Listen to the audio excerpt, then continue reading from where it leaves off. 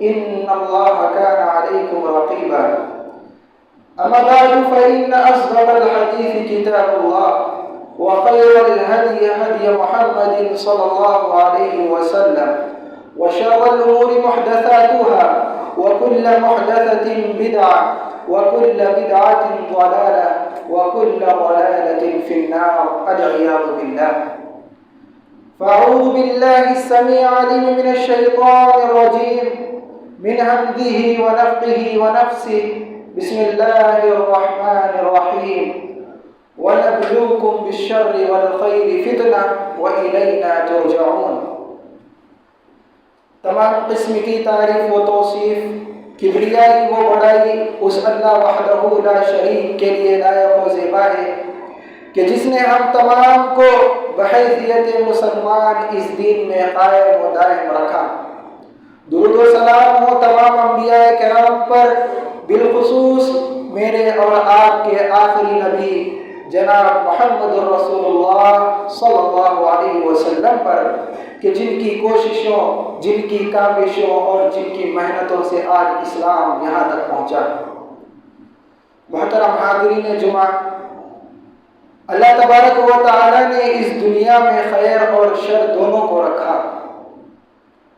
اللہ تبارک و تعالی ایک انسان کو خیر کے ساتھ بھی آزماتا ہے اور شر کے ساتھ بھی آزماتا ہے. اللہ تبارک و تعالی کا فرمان ہے وَنَبْلُوكُمْ بِالشَّرِّ وَالْخَيْرِ فِتْنَةً، اور ہم تمہیں امتحان کے طور پر، آزمائش کے طور پر شر اور خیر دونوں کے ساتھ آزماتے ہیں. وَإِلَيْنَا تُرْجَعُونَ، اور آخر کار تم ہماری ہی طرف لوٹائے جاؤ گے.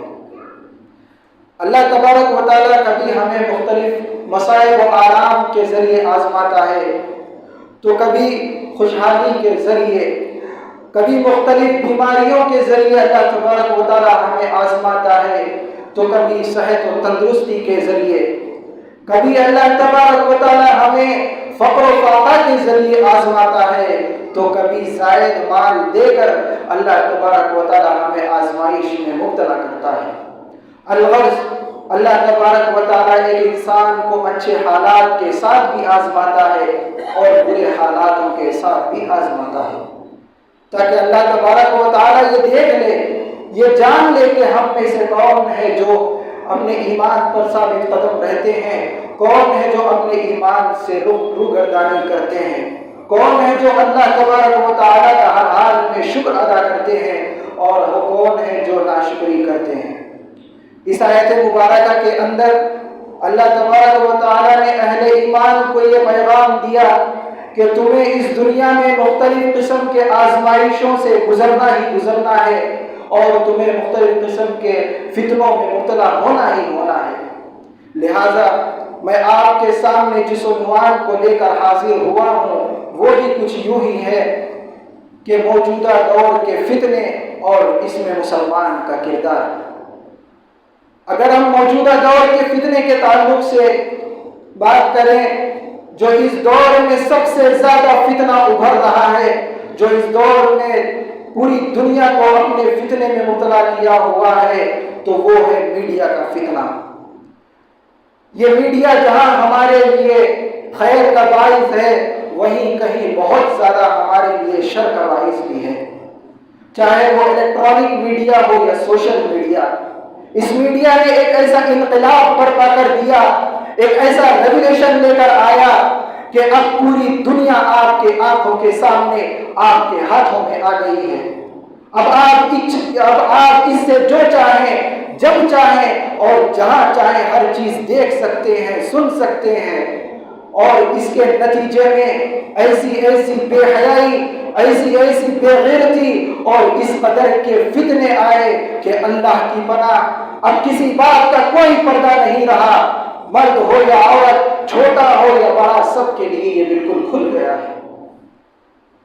اسی طرح موجودہ دور کے فتنوں میں سب سے بڑا فتنہ ملکوں میں بدامنی کا فتنہ ہے، جہاں نہ عزتیں محفوظ ہیں،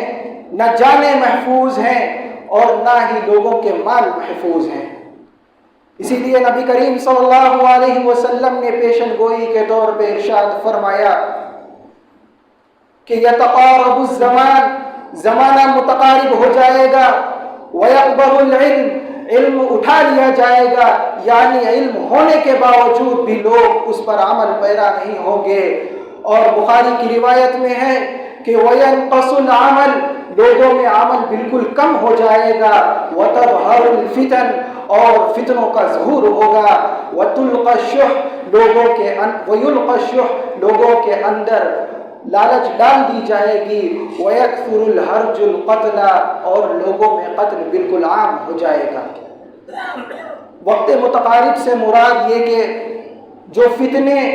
جو خرابیاں پھیل رہی ہیں آج کے دور میں، وہی خرابیاں،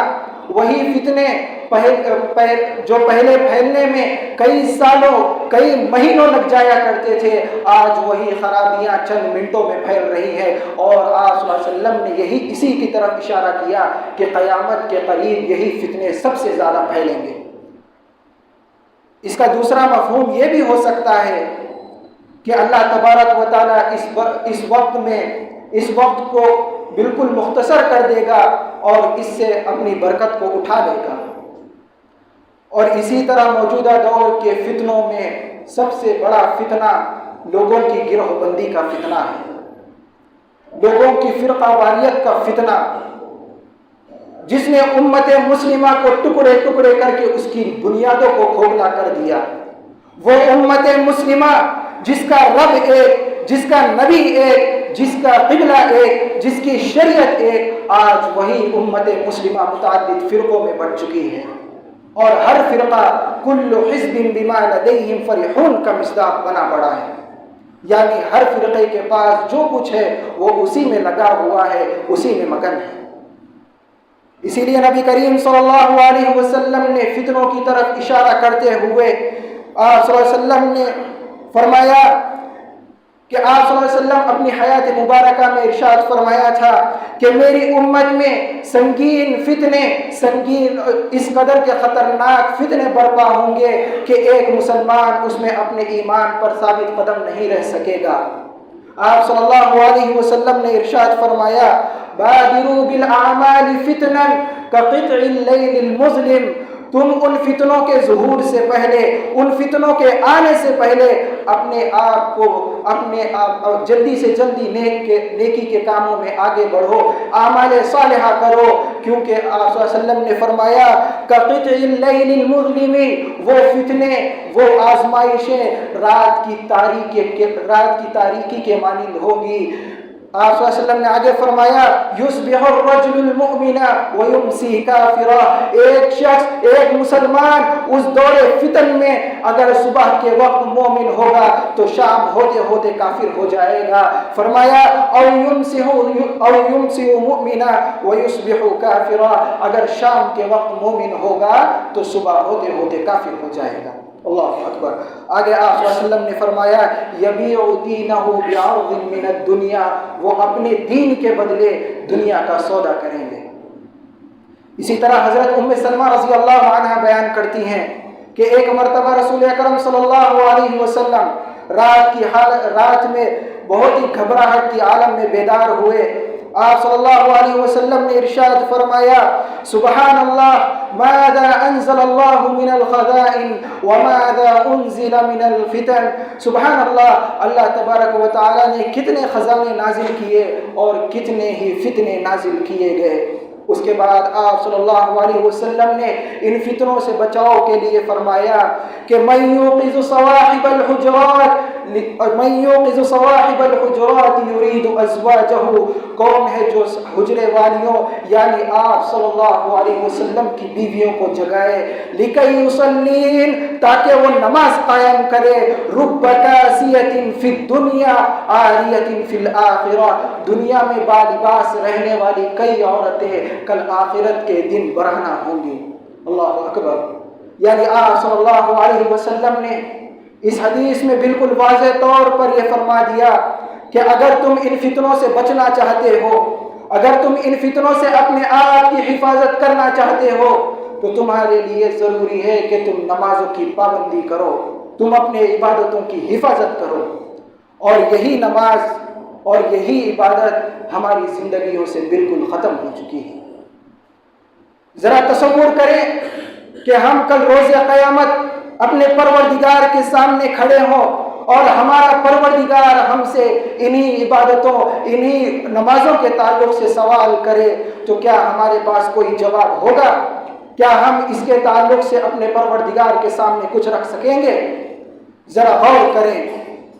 کیونکہ ہم اپنی زندگیوں کو بہت ہی معمولی سمجھ لیے ہیں۔ یاد رکھو، یہ زندگی پہلی اور آخری زندگی ہے۔ اپنی زندگیوں کو یوں برباد نہ کریں، اپنے پروردگار کو راضی کرنے کہیں وہ دن نہ آ جائے جس دن یوم یفر المرء من اخیہ وامہ وابیہ وصاحبتہ وبنیہ، جس دن بھائی بھائی کے کام نہیں آئے گا، نہ ہی ماں باپ کسی کام آئیں گے، اور نہ ہی شوہر بیوی کے کام آئے گا۔ اس دن سے پہلے اپنے آپ کو تیار کر لیں، اس دن سے پہلے اپنے پروردگار کو راضی کر لیں، کیونکہ یہ زندگی پہلی اور آخری زندگی ہے جس میں ہم اپنی جنت کو بھی کما سکتے ہیں اور اپنی جہنم کو بھی۔ اسی لیے اللہ تبارک و تعالیٰ سے دعا ہے کہ اللہ تبارک و تعالیٰ ہم تمام کو اپنی نمازوں کی پابندی کرنے کی توفیق عطا فرمائے۔ اسی طرح فتنوں میں سے ایک فتنہ یہ بھی ہے کہ اللہ تبارک و تعالیٰ اہل ایمان کو آزمائشوں میں مبتلا کرے گا، یعنی جس قدر اللہ تبارک و تعالیٰ ایک اہل ایمان کو آزمائشوں میں، فتنوں میں مبتلا کرتا ہے، اور کسی عام انسان کو اس طرح مبتلا نہیں کرتا، کیونکہ اللہ تبارک و تعالیٰ یہ معلوم کرنا چاہتا ہے کہ جو بندہ مجھ پر ایمان لایا، میری عبادتوں کو بچا لا رہا ہے، کیا وہ میرے ایمان میں، میرے اوپر جو ایمان لایا ہے اس پر ثابت قدم رہتا ہے، یا پھر اپنے ایمان کو چھوڑ کر کفر کی طرف پلٹ جاتا ہے؟ کیونکہ اللہ تبارک و تعالیٰ کا فرمان ہے احسب الناس ان يتركوا ان يقولوا آمنا وهم لا يفتنون، کیا لوگوں نے یہ گمان کر لیا ہے کہ اگر وہ یہ کہہ دیں کہ ہم اللہ پر ایمان لائے تو کیا انہیں چھوڑ دیا جائے گا؟ کیا ان کی آزمائش نہیں کی جائے گی؟ وَلَقَدْ فَتَنَّ الَّذِينَ مِن قَبْلِهِمْ، تحقیق کہ ان لوگوں کو بھی اللہ تعالیٰ نے ان سے پہلے آزمایا۔ فَلَيَعْلَمَنَّ اللَّهُ الَّذِينَ صَدَقُوا، اللہ تبارک و تعالیٰ یہ جاننا چاہتا ہے کہ کون ہم میں سے سچا ہے، وَلَيَعْلَمَنَّ الْكَاذِبِينَ، اور کون ہم میں سے جھوٹا ہے۔ اور اگر ہم اس امت مسلمہ کی اولین لوگوں کی طرف رخ کریں، ان کی زندگیوں کو اٹھا کر پڑھیں، تو ہمیں یہ بالکل واضح طور پر معلوم ہو جائے گی کہ اللہ تبارک و تعالیٰ نے ان کو کس قدر کے آزمائشوں اور کس قدر کے فتنوں میں مبتلا کیا۔ اسی طرح خباب بن عرط رضی اللہ عنہ بیان کرتے ہیں کہ ایک مرتبہ میں نبی کریم صلی اللہ علیہ وسلم کی خدمت میں حاضر ہوا۔ آپ صلی اللہ علیہ وسلم اس وقت کعبے کے سائے میں چادر بچھائے، تکیے پر ٹیک لگائے بیٹھے ہوئے تھے۔ اس وقت ہم مشرکین سے سخت اذیتوں کے ساتھ گزر رہے تھے، یعنی اس وقت مشرکین مسلمانوں پر بہت ہی زیادہ ظلم و ستم کر رہے تھے۔ خباب بن عرط رضی اللہ عنہ بیان کرتے ہیں کہ میں نبی کریم صلی اللہ علیہ وسلم کی خدمت میں حاضر ہوا۔ آپ صلی اللہ علیہ وسلم سے ارشاد فرمایا کہ اللہ کے رسول، آپ کیوں اللہ تبارک و تعالیٰ سے دعا نہیں کرتے؟ یہ سنتے ہی آپ صلی اللہ علیہ وسلم بالکل سیدھے بیٹھ گئے۔ آپ صلی اللہ علیہ وسلم کا چہرہ غصے کے مارے سرخ ہو گیا۔ آپ صلی اللہ علیہ وسلم نے ارشاد فرمایا، تم سے پہلے ایسے بھی لوگ گزر چکے ہیں جن کی گوشت کے ہڈیوں تک لوہے کی کنگھیاں چلائی جاتی، مگر یہ آزمائش بھی انہیں ان کے دین سے نہیں پھیرتی۔ اور اسی طرح کسی کے سر پر آری سے چلایا جاتا اور اس کو دو ٹکڑے کر دیے جاتے، مگر یہ آزمائش بھی اسے اس کے دین سے نہیں پھیرتی تھی۔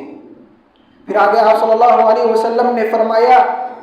کہ اللہ تبارک و تعالیٰ اپنے حکم کو، اپنے امر کو ضرور پورا کر کے رہے گا، کہ ایک وقت آئے گا کہ ایک سوار صنعاء سے حضرموت کی طرف سفر کرے گا، بالکل اکیلے سفر کرے گا، اور اس کو اللہ کے سوا کسی اور کا خوف نہیں رہے گا۔ یہ تھے چند باتیں،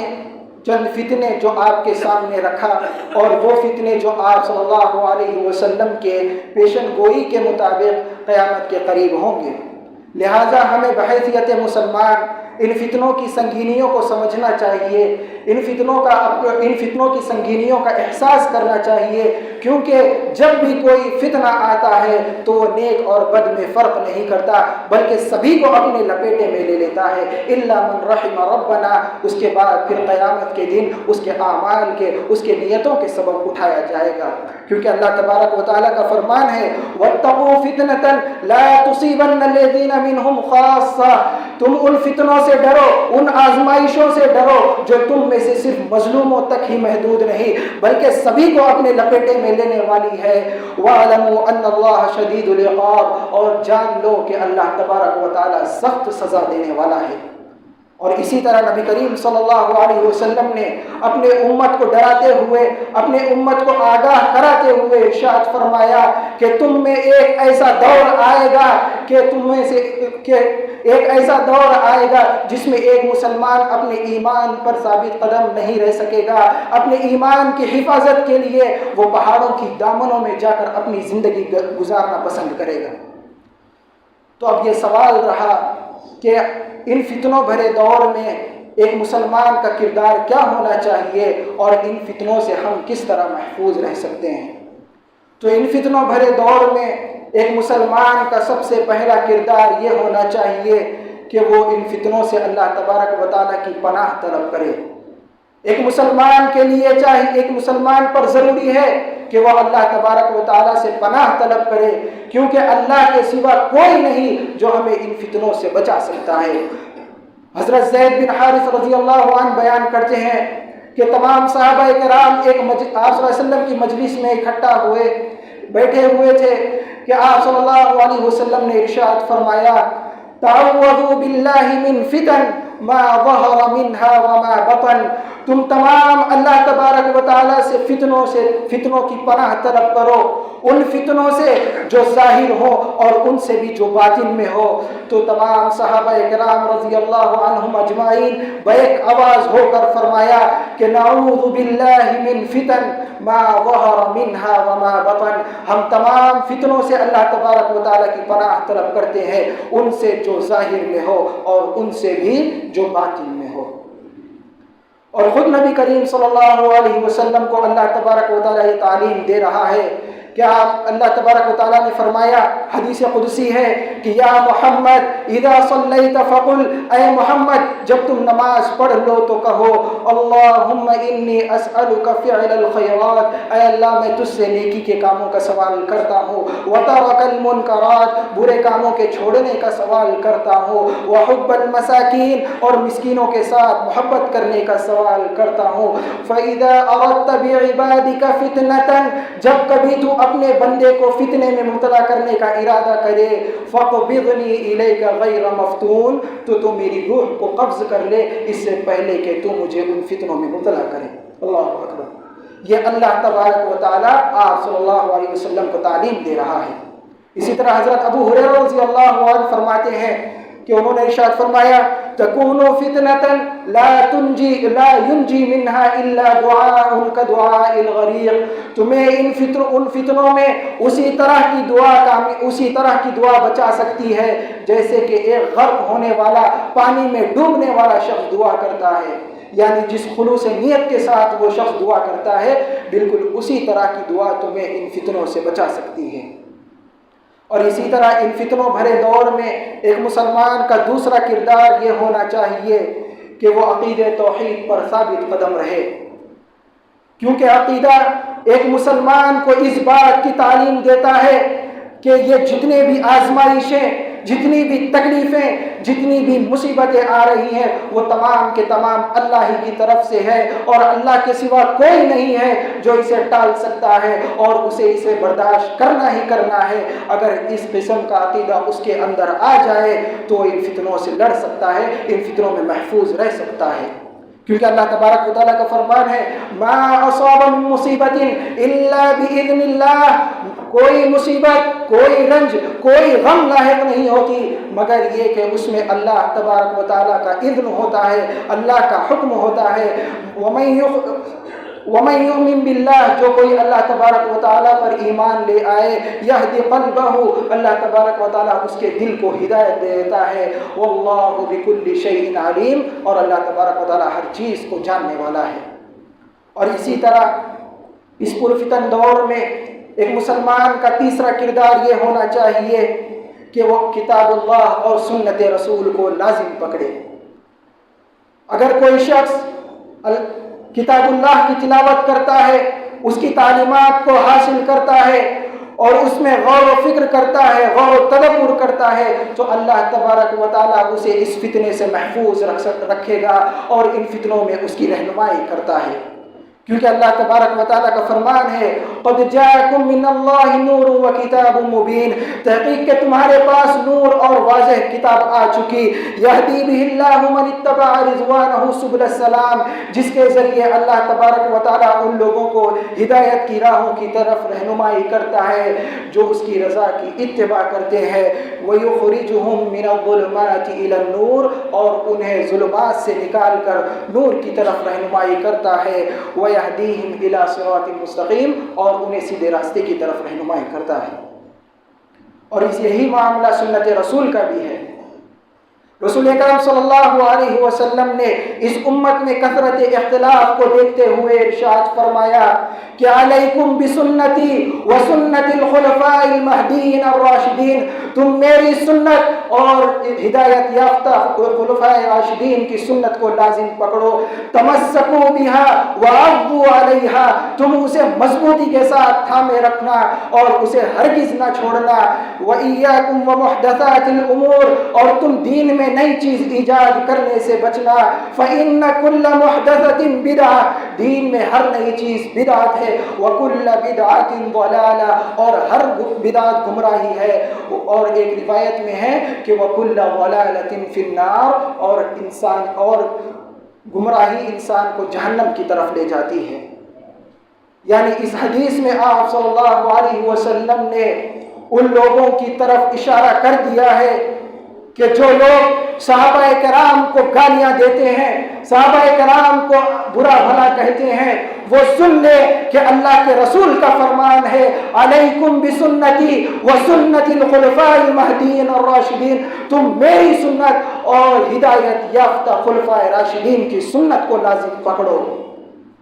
اور ان کی طرف بھی اس بات کا اشارہ ہے جو لوگ دین میں نئی نئی چیزیں ایجاد کرتے ہیں۔ اللہ تبارک و تعالیٰ نے اس دین کو مکمل کر دیا۔ اللہ کا فرمان ہے الیوم اکملت لکم دینکم، آج ہم نے تم پر دین کو مکمل کر دیا، واتممت علیکم نعمتی اور میری نعمت کو اس پر تمام کر دیا، ورضیت لکم الاسلام دینا اور میں نے تم پر اسلام کے دین ہونے پر راضی ہو گیا۔ جب اللہ کا کلام آ گیا، رسول اللہ کی بات آ گئی، تو کسی میں کوئی ہمت نہیں کہ وہ ایک ذرہ برابر بھی اس میں کوئی چیز اضافہ کر سکے اور کوئی چیز کمی کر سکے۔ تو جو بھی آپ صلی اللہ علیہ وسلم نے اس حدیث میں بالکل واضح طور پر فرما دیا ہے۔ اسی طرح اس پرفتن دور میں چوتھا کردار ایک مسلمان کا یہ ہونا چاہیے کہ وہ دین علم حاصل کرے، کیونکہ علم یہ ایک ایسی روشنی ہے جو انسان کو اس تاریک فتنوں کے راستوں میں روشنی دیتی ہے،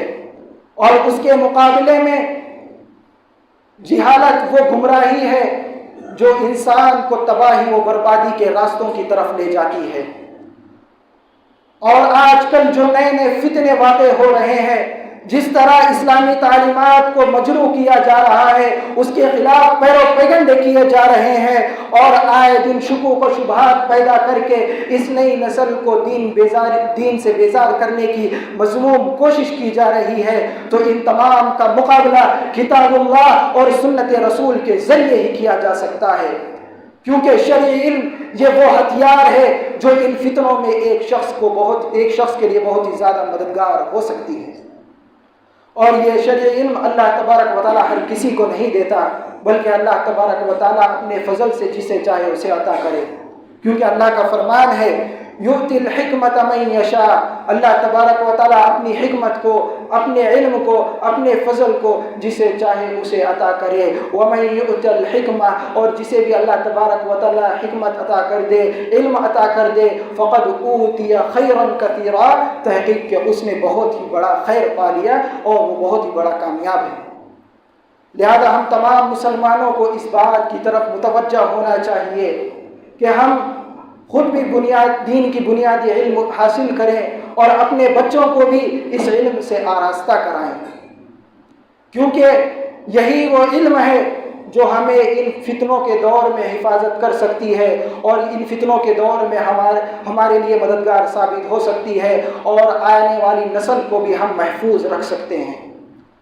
اور یہاں پر میں آپ کو اس بات کی طرف تنبیہ کرتا چلوں، اس بات کی طرف اشارہ کرتا چلوں کہ دین علم علماء حق سے ہی حاصل کریں، کیونکہ جن کے پاس قرآن اور حدیث کا علم ہے انہی سے حاصل کریں۔ جو کل تک سنگر تھے اور آج ٹی وی کے اسکرین پر آ کر ہمیں دین علم سکھا رہے ہیں، ان سے نہیں، اور نہ ہی ان مفتیان کرام سے جو قرآن کی صحیح سے تلاوت نہیں کر سکتے اور انہیں حدیث کا صحیح مفہوم تک نہیں پتہ،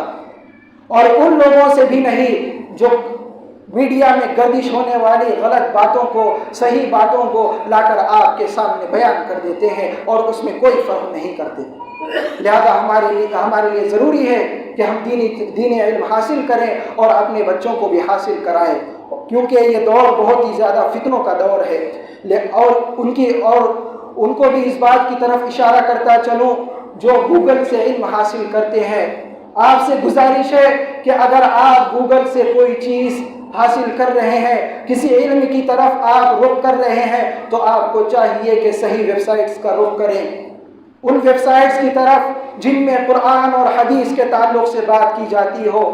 جن میں صحیح اور غلط کا فرق کیا جاتا ہو، ان ویب سائٹس کی طرف نہیں جہاں پر صحیح اور غلط کو ملا کر آپ کے سامنے رکھ دیا جاتا ہو۔ اس سے آپ بھی گمراہ ہو سکتے ہیں اور آنے والی نسل بھی گمراہ ہو سکتی ہے۔